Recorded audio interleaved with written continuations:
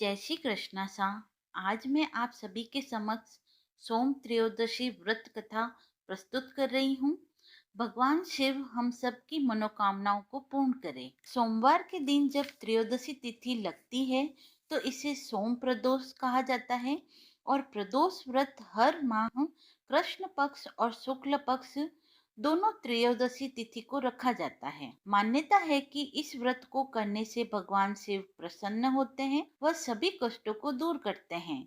शास्त्रों में प्रदोष व्रत को 100 गायों के दान करने के समान पुण्यदायी माना गया है। इस व्रत में शिव जी की पूजा प्रदोष काल में की जाती है और प्रदोष काल सूर्य अस्त होने से 45 मिनट पहले व सूर्य अस्त होने के 45 मिनट बाद के समय को कहा जाता है।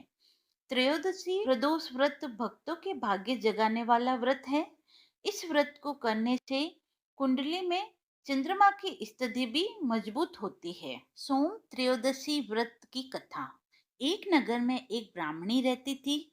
उसके पति का स्वर्गवास हो गया था। कोई भी उसका धीर धैर्य न था, इसीलिए वह सुबह होते ही अपने पुत्र के साथ भीख मांगने निकल जाती थी और जो भिक्षा में प्राप्त होता था उसी से अपना और पुत्र का पेट भरती थी।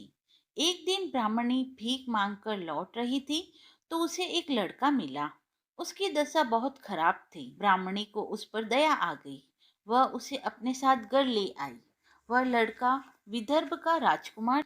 पड़ोसी राजा ने उसके पिता पर आक्रमण करके उसके राज्य पर कब्जा कर लिया था, इसीलिए वह मारा मारा फिर रहा था। ब्राह्मणी के आश्रम में वह ब्राह्मण कुमार की तरह पलने लगा। एक दिन ब्राह्मण कुमार और राजकुमार खेल रहे थे।